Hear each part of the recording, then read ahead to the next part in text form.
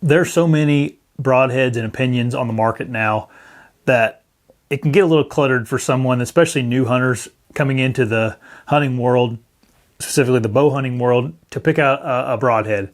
This video isn't to really give you my opinions on them. I just wanted to kind of lay out all the different types of broadheads that I have here in front of me, and maybe why you would want to use them and maybe why you wouldn't want to use them. Over the past several years, I've killed deer with all these different types of broadheads. I think the key word there is I kill deer with them. These all work in the manner that they are supposed to work, and some of them don't work in the manner they're not supposed to work in. So this video is just for you to have kind of a overview education on all the different types of broadheads, the benefits of them, and then the disadvantages of some of them. I'm going to kind of start from one extreme and go down to the other extreme here. Starting to the left here, I have kind of this, if you want to say like a traditional style broadhead, if you want to think about it as what a lot of people follow the Ashby theory. This is a traditional Ashby theory broadhead. This particular one is a, just ignore this part. This is a glue-in head for self bow or wooden arrows. But you got your single bevel head here, and you have your 3-to-1 ratio, meaning that the broadhead's length is 3 times its width. It's something that is tested in the Ashby theory. I'm not going to get into that. It's supposed to help in penetration. These are these particular heads are left bevel heads. What that means is essentially the sharpened end is on the left side of the broadhead. How do you decide if you want a left bevel or right bevel? It depends on a few things. It depends on how your fletchings are orientated. If you're shooting left helical fletchings, you probably want to shoot a left helical or a left bevel broadhead. If you're shooting right helical, shoot a right bevel broadhead. Your bow naturally will turn your arrow a certain way, and a lot of times you want to line all that stuff up with whichever way your arrow is going to turn out of your bow.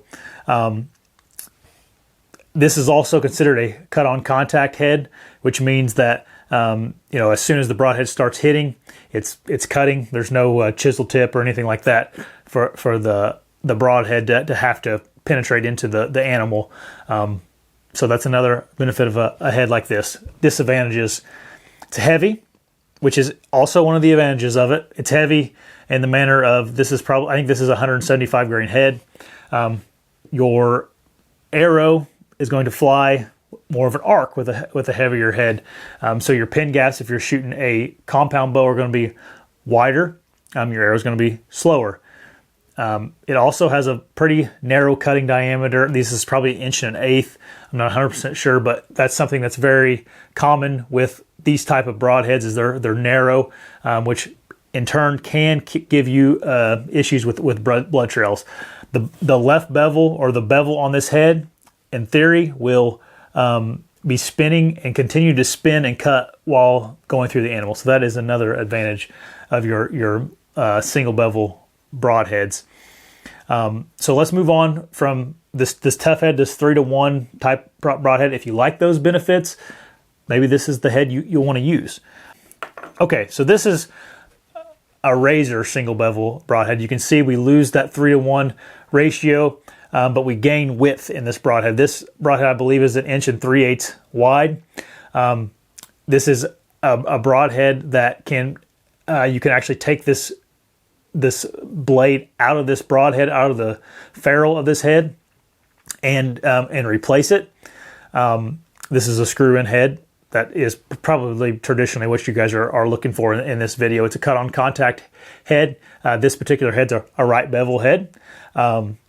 I like this head a lot. This was my favorite single bevel head that I've ever shot, and I've shot a bunch of the other ones. The reason I like it is this one, it is a 200 grain head, but it also has a wider cutting diameter than, say, like your tough head here. You can see how much wider it is than the tough head. Not my opinion, just it's a fact that it's wider. If you're looking for a head that has good penetration and a wider cutting diameter for maybe more blood loss, more damage, maybe this is what you're going to be looking for. And again, this is a cut on contact head, just like any other of the single bevel heads. Okay, moving on here. I'm gonna kind of go down the list in order of how these things would be like related to penetration. This is a Stinger broadhead. This is a really good head if you're on a budget. It's no longer, we're out of the single bevel heads now. We're just into your typically double bevel heads, but this is still a cut on contact head here. This head in particular is vented, as they call vented right here, as you can see, whereas like your Razor or your Tough head is not vented. Disadvantages of vented heads. So a lot of times a vented head is going to make more noise going through the air. And many times deer will hear your arrow traveling through the air and could potentially cause issues with them ducking the string, as they call it in the deer hunting world. You're losing some quality in this head. There's nothing wrong with this head quality-wise, but we're talking about the ferrule's not as strong. This is a titanium ferrule. This one here, I believe, is an aluminum ferrule. Although I think Magnus, which is the company that makes these, still has a lifetime warranty. You can replace these blades. You can resharpen these blades. Good thing about resharpening heads is you can reuse them, resharpen them. Bad thing is if you're not good at it, it can take a lot of time, and also you can also get your broadhead out of alignment by sharpening. Meaning if I take more metal off this side of the broadhead than I did on this side, and your broadhead is now not equally distributed on weight, and it could fly crooked. The Stingers also have a bleeder blade. This is this little blade that just creates a little more surface area for cutting. So technically you do have 4 blades on these Stingers, which is a good thing if you're looking for more more cutting diameter and more devastation inside the animal. Those bleeders are nice. They are a little bit difficult to sharpen though. Something else I forgot to mention on a wider head, a lot of times, there's more drag on this head than say, this smaller kind of diameter head. So maybe this one, if your bow's not tuned properly, this may be a little bit hard to get the fly correctly. Shouldn't have an issue if your bow's tuned properly with any of these heads. Now we're going to move on to some other heads, like this Magnus, because it's vented. Aluminum ferrule. I think it's aluminum ferrule. If it's not, forgive me. This head only weighs 100 grains. So this is a good option for a cut on contact head that's in that lower price range and still in that lower weight as far as heads go. Because a lot of times with the cut on contact single bevel, you're getting into heavier and heavier stuff. Now let's move on to this. This is a Woodsman. This is an old broadhead. It's been around a long time. I shot my first deer with a trad bow with this head. Again, heavier setup. If you're looking for a heavier upfront weight, but you want a 3-blade broadhead, this is a good option. It's vented, as you can see. Again, could cause some noise issues. Venting also, you lose a little bit of integrity in the blade. Obviously, it's easier to bend something like this than it is something that's a solid piece of metal. This broadhead in particular is an aluminum ferrule for sure. There's other VPA makes a good 3-blade broadhead, a heavier 3-blade broadhead that is a good option as well. I just didn't have any laying around. I actually gave a bunch away to a buddy. So I wanted to show you this type of broadhead. It's closer to that 3-to-1 ratio lengthwise.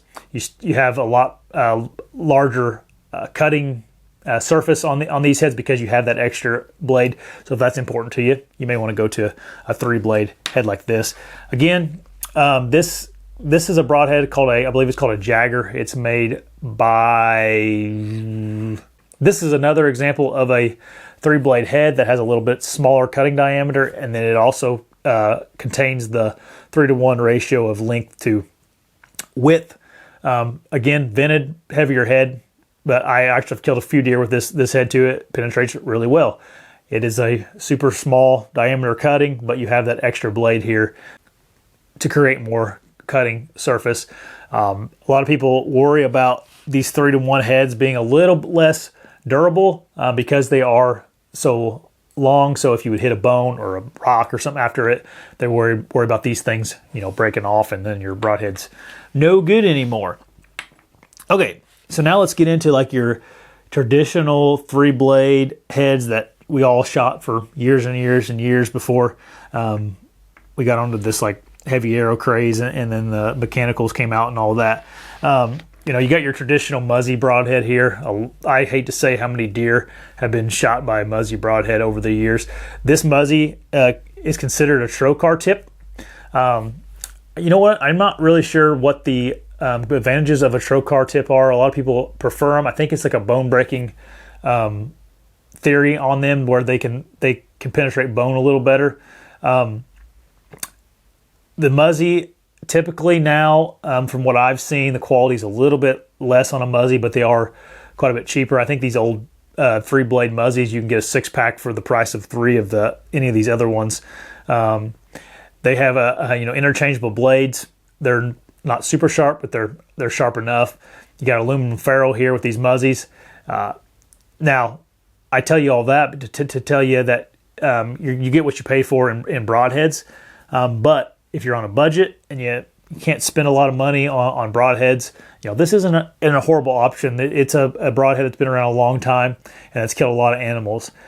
The frustrations of this head is you're going to get heads in your packs that are no good. They're not weighed properly, or they are unbalanced, and they just don't shoot very well. So these do take a lot of time to get to fly right, many times. Okay, moving on here. This broadhead is similar to the Muzzy. This is a G5 striker, and I would tell you, like this broadhead and the Muzzies, they got kind of the same general principle, but this is a little bit higher quality in this day and age. Replaceable blades, you can slip them on and off. If you're not into sharpening blades, you can just take them off, take them back on. You got some type of a cut on contact head here, which is it's not the chisel tip like you find on the Muzzy. This broadhead is a very slim design, which makes it very accurate. Now, if your bow is not tuned, none of these will fly very well. This doesn't have any aluminum on it, I don't believe, so it's a little more durable. It is vented though, which is again another aspect of most of these 100-grain fixed blade broadheads. Now, if you're into resharpening heads, this is the G5 Montec. This is a 100-grade hand. It's vented. It is a 3-blade 100-grade head, but it's a solid piece of steel. You can sharpen this on a stone, and then keep her moving with this head. Again, disadvantages of that though is if you sharpen it improperly, you can get this broadhead out of tune. Say like you take more off this blade than you do this blade. All of a sudden, this blade weighs more than this blade. Now we have a broadhead that's not going to fly very well because it's uneven. So now that we covered kind of all the fixed blade heads that I've used over the years, let's move into mechanicals. I shot mechanicals for a lot of years. Probably back about 5 years ago, I went to mostly all fixed blade heads, and then this year again, I've been testing out some mechanicals. This year, I kind of shot the different ones. I shot was the Mega Meats from G5, the Dead Meats from G5, and then I've shot the Rage Hypodermics, and then these Rage Chisel Tips. I don't know exactly what the name of these are, but we'll talk about them. And then this is a fairly new broadhead company called the Sever. Okay, so I've killed deer with all these heads now. Let's go through them here. I'm going to start with this G5 Dead Meat. This is a rear deploying head, which means that when it comes out, it deploys backwards, kind of this way, as opposed to, I don't know exactly what you call it, over the top head, like the Sever is more of a blades pop out type of head instead of like on a slip cam that goes down. This head also has a clip on it that holds the blades inside. You can see this little blue clip right here near the top of the ferrule.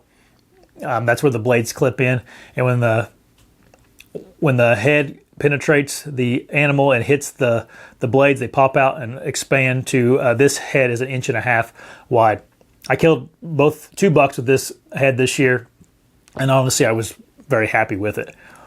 Some disadvantages of mechanicals versus fixed blade: there's always that penetration argument, to where if you have a tendency to hit into that shoulder, this could be an issue, but so could this and this. Like the penetration thing is a tough one.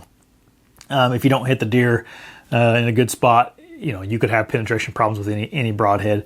But you're definitely going to have less likely of a penetration problem with these fixed blade heads going down the line from single bevel all the way up to your heads like your Muzzy. So think about that. Now, if you have a tendency to shoot deer in the guts or something, which I don't, I have a tendency to hit them forward. Maybe you want to think about a mechanical head. I don't tell you that to tell you to shoot the deer in the gut. I'm just telling you, there's some people that have like a tendency to be scared of the shoulder and they end up hitting them back.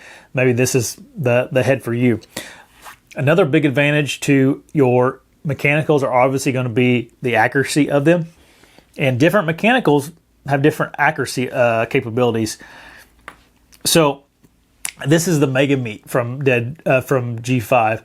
This thing is like a 2-inch or maybe even a little more cutting diameter. It's a 3-blade head, but it functions the same as the Dead Meat, which is 1.5 inch cutting diameter.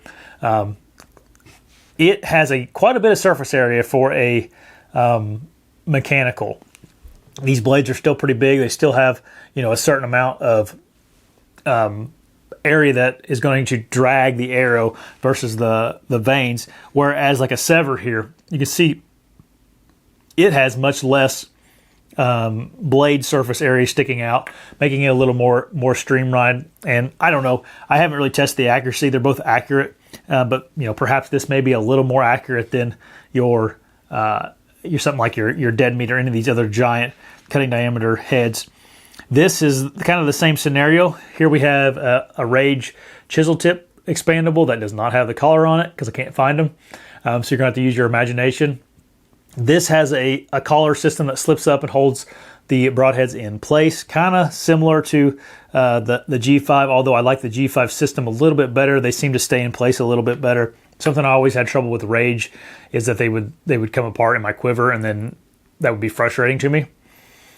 This particular head is a chisel tip. It's also a 2-inch cutting diameter, but we only have 2 blades on it instead of your 3-blade like your Mega Meats. More blades, less penetration, but more cutting diameter. Again, it depends on what's important to you. If you want more cutting diameter, go with 3-blade. If you want less cutting diameter, go with 2 blades. This is the Rage. I don't know if this is the Trypan or the Hypodermic. It's been a long time since I shot Rage, but the Rage Hypodermic is a very good head that a lot of people recommend. It works similar again to this head. It has a collar that goes over, and I think they've changed their design as of recent, so I'm not real sure actually how they work. But Rage is another reputable company in the fixed blade head. These are rear deploying, which means your tip goes into the animal, pushes it down, pops those collars, pops the blades off the collar, and now all of a sudden you got a fully deployed 2-blade broadhead. Something else that is can be an issue with, at least in my opinion, with expandables is the cutting the blade angle can be very severe. One of the reasons that a lot of guys like the 3-to-1 ratio is because this is kind of like a knife, right? The cutting surface is very sleek. It's a good angle to stick something into this, right? Whereas with a mechanical, a lot of times your cut angle is like straight up and down. So you're trying to push something that's has a lot more blade surface through a hide and bone, and that makes it a little bit harder. So that's why this can penetrate a little bit better, is because that blade angle is more sleek and easier to. It'd be like shoving a fillet knife through something versus trying to hit something, shove an axe through something. is the concept. Obviously, that's a drastic concept, but that's something else to think about whenever you're looking at mechanicals. See what the blade angle is on that thing, on those things. This Sever is a good head. It is kind of a different type of deployment. These catch, and then the band that is on the ferrule right here keeps everything condensed and packed into the ferrule, the blades. And then these, let's see if I can pop this. This head goes into an animal. These catch the hide, pop out, and then you got a fully deployed broadhead then. This has some technology where broadhead or the blades lock into place, and then they could actually rotate so that you hit a bone. This side it kind of angles in so to where the broadhead will keep going through without getting caught up on bone. I don't know if it's gimmicky or if it works well. Who knows? So I don't know how you would even test something like that. Main difference between your mechanicals and your fixed blade heads are going to be your penetration. If you feel that's an issue, if you're a shooter that shoots 50 pounds, you may want to steer to the left side here in these fixed blades. If you shoot 75 pounds and got a 30-inch draw, you can probably shoot through anything you want. Maybe you want something with like a bigger cutting diameter, like these mega meats.